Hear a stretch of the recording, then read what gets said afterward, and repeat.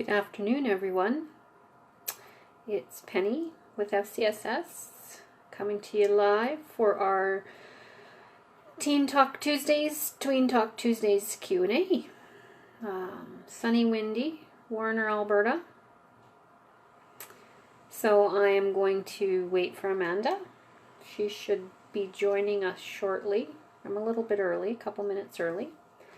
So we're here today to talk about questions you might have, issues, burning content, anything basically teen. So if you have questions about your teens or your tweens, or it doesn't even have to be your own, anybody that you come in contact with or that you care for. So yeah. I am going to invite Amanda on here and we'll get started.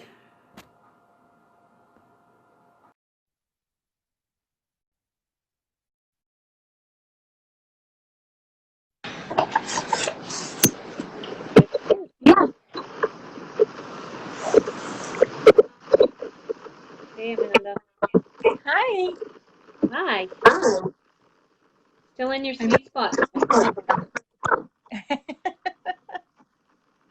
And hi to my cousin who's also watching. Oh, hello. So, you want me to talk? Sure. So today, I'll just give a little intro and then I'll let Amanda take it over. We're just been talking and thinking about bullying. I know there's disturbing reports often in the news and recently. We just wanted to jump in and maybe just have a little chat about that because I'm fairly sure that just about everyone has had some impact from this. So yeah, since we didn't get any specific questions, I'm just going to let Amanda have some time to talk briefly about bullying. So, all right, thanks. So yeah, Penny and I were discussing this morning, and I felt the need to talk about my passion of eliminating bullying. Obviously, I am optimistic, but I'm also a realist. So I know that it happens everywhere to everybody, and there really isn't just one blanket statement that we can say to just eliminate it, to make it go away. It's been going on since the beginning of time, and I'm sure it will continue to do so. Some of the things that I thought, though, that I'd like to just talk about, just some food for thought maybe, or add a little bit of a perspective to how things are. I wrote some things down.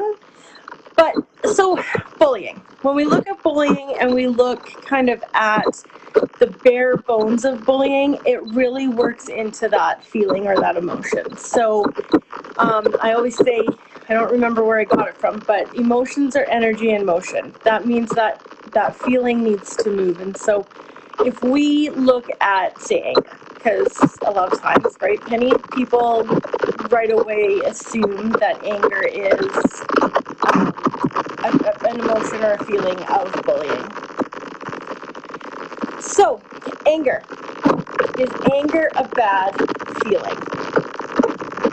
Something to think about, something I ask my classes of students that I go into during health when we talk about bullying and whatnot. Lots of kids raise their hands to say yes. Anger is definitely a bad feeling. So when that's major static. Oh, there, that's better. Right. Sorry about that. So anger, no bad feeling. So anger is not actually a bad feeling. What becomes bad is the action or the thought, the behavior that comes out of the bullying. So sometimes if we're sticking to anger, okay, so maybe we want to punch something or someone, maybe we want to scream and yell at them because we're frustrated. So it's not the frustration not the anger, but what we're doing. So the punching, the actual yelling, those are the things that have serious effects on both our children as well as us. If we look at any relationship, that's going to cause some breakdown, right? Is those actions and whatever that consequence is that comes from that. So when we're looking at the child-parent relationship and we're talking about, you know, anger and bullying, I don't want to say that parents intentionally, you know, bully their kids or pressure their kids into doing things that maybe they don't want to do. As a parent myself, I know that there's lots of times where things happen, and sometimes it's intentional, sometimes it's not. But I guess my point today is that I really love the quote from L.R. Noss that says, when we need to, it's our job as parents to share in the calm, not their chaos. We need to help them. So what does that mean for us as parents? Well, that means that we also have to be calm. We need to be able to find our calm, and we need to be able to find that prior to an event happening. And so, you know, in the middle of a yelling, screaming match between parent and child isn't a good time to start learning how to self-regulate. We need to know that before. So taking that deep breath and just stopping in that moment, knowing that maybe we have that trigger, or knowing that, you know, it's a button that our kids push, whatever that is. And when we feel that, when we start feeling that tension, just really, you know, stopping and taking that breath and just being like, okay, where is this coming from? Where is this defensiveness coming from them? Where is this refusal coming from?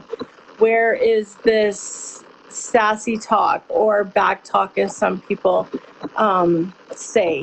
Where is it coming from? Penny, you mentioned the detective. We need to be a detective. Do you want to touch on that a little bit? Yeah, so the idea that from an early we talk about all feelings are okay, all behaviors are not. So as a parent, instead of focusing on the behavior, which is basically the outward manifestation of the feeling, you want to focus on detecting what the feeling is, because your children can't articulate that. And I think that's also true for teens and tweens. They have more language, but not necessarily an emotional intelligence that goes with that language. So yeah, that's kind of the concept. And something popped up too, Amanda, there when you were talking about the bullying, was that sometimes it can just be about power, right? So parents, you know, empowering your children as much as you possibly can. Or this is my faint thoughts on it too, right? Is giving them choices in their life and control in their life, so that that sort of isn't trickling downward. Yeah. Yeah, that's being a detective, is looking for what's going on behind the anger, behind the punching, behind the stealing the lunch money, whatever it is that's going on. Okay, what's this child, teen, tween feeling?